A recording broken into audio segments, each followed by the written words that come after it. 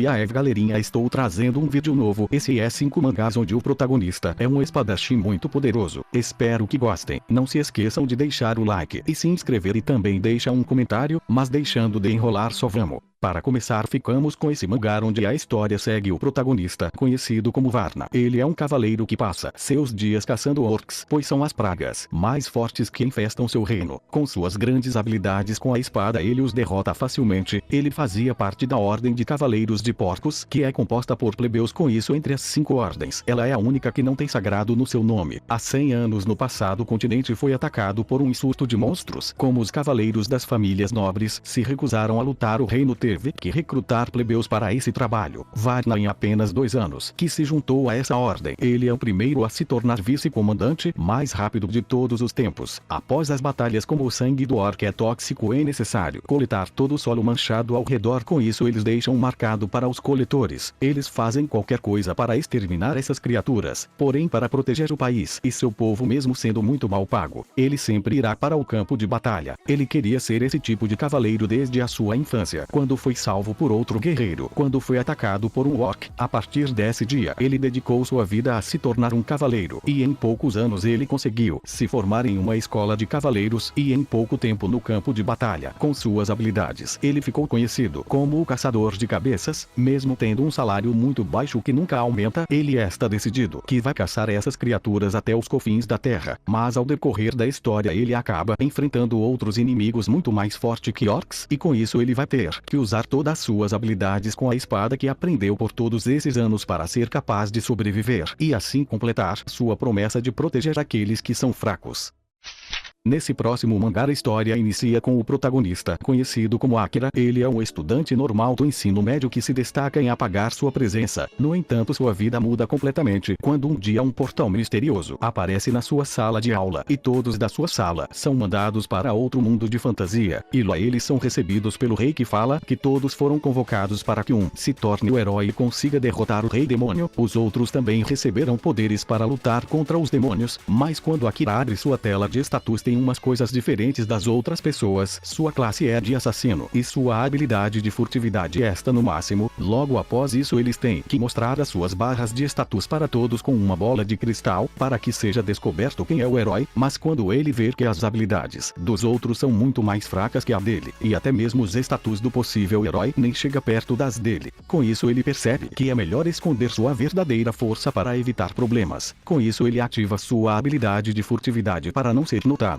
Após mudar suas roupas e conseguir novas armas, ele começa a explorar melhor esse castelo, pois ele percebe que alguma coisa está estranha, e logo ele acaba descobrindo que o rei está usando seus colegas para um plano maligno. Mas mesmo ficando ao lado do rei para matá-lo, ele acaba hesitando, mas isso acaba se tornando seu maior arrependimento. Agora Akira inicia uma jornada diferente dos seus outros colegas que não sabem de nada, onde ele anda pelas sombras para descobrir os verdadeiros planos do rei, e por causa disso ele acaba tendo que enfrentar inimigos muito poderosos. Mas por causa das suas habilidades ele consegue ficar muito mais poderoso mais rápido que todo mundo.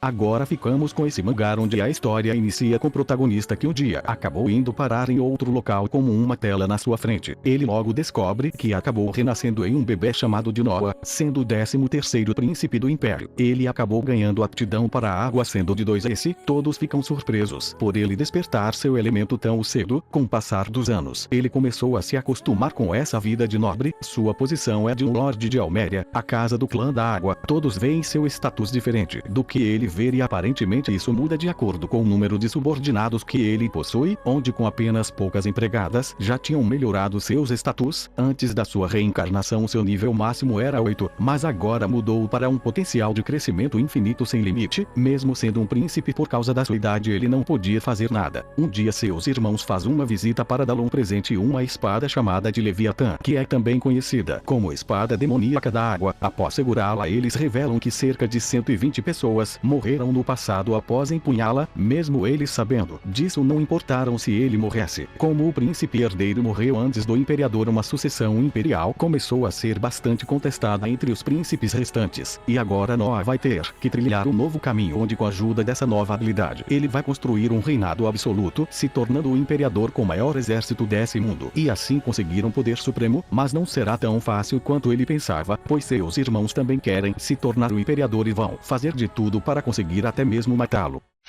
Agora ficamos com esse mangá onde a história segue com o protagonista, um espadachim que viveu sua vida pela espada. Após vários dias de batalhas, ele decidiu escolher sua morte por vontade própria. Mas para sua surpresa, ele renasceu como um príncipe conhecido como Fei. Diferente da sua vida passada, ele decidiu viver sua vida longe da espada. Ele queria viver uma vida bastante tranquila. Mas essa vida que ele tanto deseja não será tão fácil. E as coisas começam a mudar quando seu pai dá uma função para ele onde um dos países aliados estava recebendo vários ataques por causa dos seus ricos depósitos de minerais, e eles já invadiram a capital, e como acordo eles têm que mandar ajuda. Com isso ele decidiu mandar Fei. Os inimigos possuem poderes especiais, sendo bastante fortes, onde existem rumores que eles destruíram nações. Como ele não precisa lutar, ele decide ir apenas para observar. Como ele nunca segurou uma espada nessa sua nova vida, ele é considerado como um príncipe lixo, mas é isso que ele quer, uma vida calma e normal. Mesmo ele falando isso, seu irmão mais velho acredita que ele é muito forte. Na sua outra vida, como ele viveu em um mundo que a morte estava por todos os lados para se proteger, ele empunhou uma espada, e ao lado dos seus companheiros, eles lutaram para sobreviver, mas no final um por um morreu, e após ficar sozinho, ele não tinha mais objetivos, e por causa das suas habilidades, ele ficou conhecido como o Imperador da Espada, dizimando milhões de inimigos. Mas ele não suportou a solidão, com isso ele decidiu chegar ao seu fim. Após chegar ao campo de batalha, ele presencia uma cena de desespero, quando o herói inimigo, que possui poder que rivaliza com dezenas de milhares de soldados, dizima o campo de batalha. Após isso ele decide retornar ao reino. Porém, após alguns eventos, a morte de um certo cavaleiro abalou seu coração. Com isso ele decidiu empunhar sua espada mais uma vez. E agora Fei, que era considerado o Imperador da Espada, vai trilhar um novo caminho, agora como um príncipe em busca de proteger seu reino.